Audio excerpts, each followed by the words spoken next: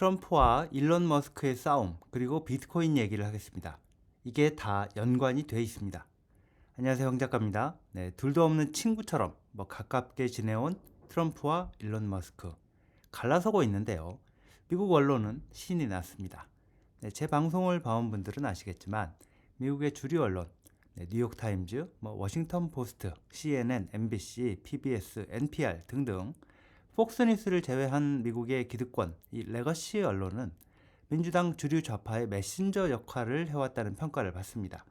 트럼프 1기 취임 전부터 트럼프를 공격해왔고 작년 대선 때도 이 민주당이 카말라 해리스 당선을 위해서 노력을 해왔다는 평가를 받죠. 네, 이번에 트럼프 2기에서도 트럼프의 적대적인 보도를 계속해서 해오고 있는데요.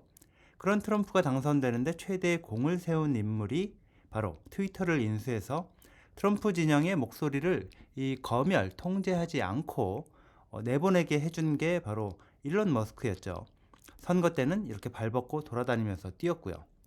트럼프 취임 이후에는 정부 효율성 부서, 도지라고 하죠. 정부 효율성 부서를 이끌면서 예산 낭비를 찾아내고 쓸모없는 부서를 없애고 인력을 줄이는 이런 칼자루를 쥐고 손에 피를 묻히면서 민주당 언론과 민주당 지지층의 욕을 먹고 심지어 테슬라 매장 테러까지 당하면서 트럼프를 위해 일을 해왔죠.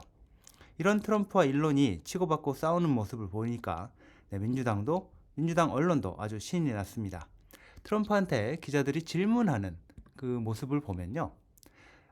일론 약물 의혹 이거 수사하냐? 테슬라 비리 의혹 수사하냐?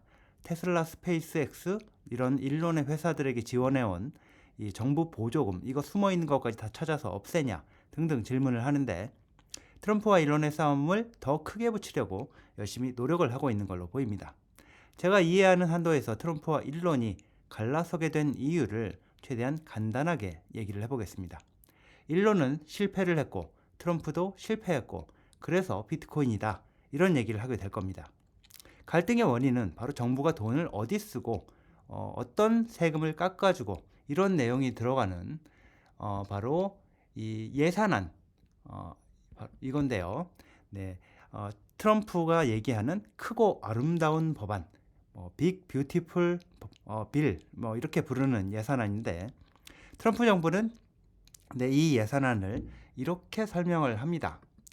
자, 이 예산안 멕시코 국경으로 불법 입국을 하지 못하게 국경을 강력하게 봉쇄하는 데 들어가는 돈을 지원하고 또 레스토랑 종업원들이 받는 팁에 매겨온 세금을 없애고 한국의 국민연금에 해당하는 이 사회보장연금에 매겨온 세금도 없애고 바이든 때 민주당이 금지한 원유 생산 같은 에너지 규제를 완화하고 그러면서 일부 정부의 이 낭비성 지출을 줄여서 재정 적자를 줄이는 내용 이런 것들이 다 들어가 있다. 그래서 꼭 통과시켜야 하는 예산안이다. 자, 이런 겁니다. 근데요, 일론 머스크는 여기에 동의하지 않습니다. 이 예산안이 원래 취지와 달리 아주 심각하게 왜곡이 돼서 변질이 돼서 절대로 이대로 통과돼서는 안 된다고 머스크가 반발을 해왔는데요. 이 자기가 주도한 정부 효율성 부서, 여기에서 찾아낸 낭비성, 사기성 예산, 깎고 없애기로 한 정부 예산이 상당 부분 그대로 포함이 됐다는 게 가장 큰 이유죠. 미국 국가 부채를 줄이려면 미국 정부의 재정을 건전하게 만들려면 원래 취지대로 예산안이 통과가 돼야 하는데 그렇게 될 줄 알았더니 이게 보니까 막판에 공화당, 민주당, 양당 의원들이 너도 나도 자기 지역구 예산 끼워 넣고 민원성 예산 끼워 넣어서 거지 같은 낭비성 예산안이 돼버렸다 이런 거죠. 일론이 엄청 열받은 게 딱 느껴지는 부분이 트럼프를 비판을 하다가 고위층 성매매 포주로 유명했던 이 앱스타인 리스트, 앱스타인과 관련된 자료, 현재 FBI가 갖고 있는 이 자료에 트럼프도 포함되어 있다. 이런 내용을 X에 포스팅을 한 건데요. 나중에 지우기는 했습니다. 제가 보는 관점은 이렇습니다. 일론은 트럼프한테 열이 받았습니다. 당선되면 이 대통령이 되면 예산 낭비 이거 확 다 잘라버리겠다. 기득권층이 반발을 하든 말든 다 잘라버리겠다. 이랬던 트럼프 당신이 나한테 정부 효율성 부서 맡기면서 한번 제대로 해보라고 했던 당신이 지금 보니까 공화당, 민주당, 기득권 세력한테 이것저것 양보하고 떼어주면서 타협을 하려고 해? 당신 그래도 돼? 내가 이러려고 지금 테슬라 매장 테러까지 당하면서 욕먹고 이랬는 줄 알아? 자, 이런 생각을 하는 걸로 보입니다.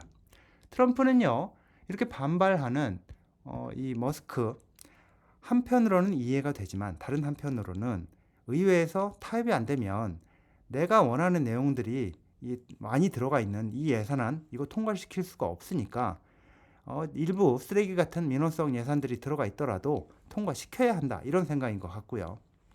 야, 일론, 네가 열받는 거는 내가 아는데 나도 어쩔 수 없는 상황이다. 어떻게 100% 다 만족할 수 있냐?